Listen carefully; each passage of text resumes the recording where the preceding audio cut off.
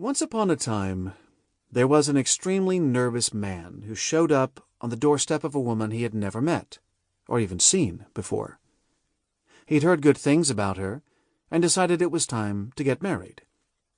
He knocked on the door briskly. She opened the door and saw a stranger with trembling hands and a clenched jaw. Summoning up all his courage, he introduced himself and asked her whether she would marry him, right then and there. Amused, she looked him over, paused for the briefest moment imaginable, said no, and closed the door. Dejected, he moved to the next house over, made his trembling way up the stairs, and, with his jaw still clenched, knocked on the next door. Supposedly there was a nice woman who lived there, too. Are you a hasty suitor? At Sandler Trading, which I've had the honor of being part of for 20 years, we've worked with hundreds of thousands of salespeople. Most of them are not happy about taking on the responsibility of prospecting.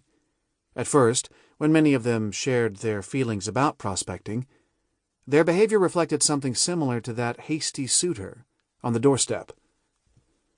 I've even had salespeople tell me that they felt rejected, desperate, and humiliated whenever the dreaded time came for them to pick up the phone and call perfect strangers. This is before they dialed a number. Most default prospecting routines are choked with fear. Is yours? If so, get ready for some good news.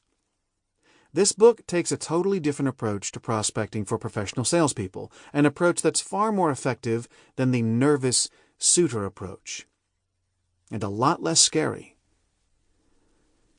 A proven system. In terms of identifying actual income opportunities, let's assume that you would prefer to use a system that has been proven to work over one that has not been proven to work. Let's assume that you would prefer to use a system that doesn't require you to abandon your self-respect over one that does. The approach you'll be listening about here has been tested and found to work in virtually every industry that employs salespeople. It comes with a catch, however. You must be willing to change what you've already gotten used to doing, or perhaps avoiding, when it comes to prospecting for new business. In other words, you must be willing to change the patterns you are used to. If you are used to materializing on people's doorsteps or telephones, with trembling hands and a clenched jaw, and then asking them to marry you on the spot, this book will challenge you to try something different and see how it works. Nice to meet you. Leave me alone. Selling is a lot like dating. A bad first date can leave both sides feeling wary and uncomfortable. As a consumer, we've all had salespeople call us up on the assumption that we would agree to meet them on the altar and say, "I do," within the first 5 minutes. If you stop to think about it, you'll realize that usually you don't respond well when someone called you up and said in so many words, "Hi, when are we going to get married?" Stop and think for a moment. What was your response? Did you say, "Great idea, let's go make this happen"? Or perhaps you were more tempted to say something like, "Gee, I'm really busy right now," or "Send me some information," or "Call me back in 6 months." Let me be very clear. You don't have to get down on one knee in order to be a hasty suitor. In the prospecting sense, getting married could mean buying a product or service, or it could mean agreeing to a meeting or some other imminent commitment that moves the salesperson's process forward.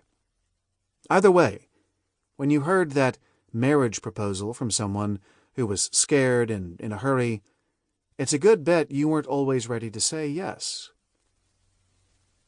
If this were a real first date, you not only wouldn't marry the person, you wouldn't want to see him or her ever again. You'd probably put the person on a stalker or do not call list. A better way to get the second date. Rest assured that there is a better way to get a second date. But to take advantage of it, we must be ready to challenge some misconceptions about selling. For one thing, we have to abandon the idea that memorizing the right words ahead of time and then saying those words verbatim during the first conversation will get us where we want to go. That is not what determines the quality of our initial discussion.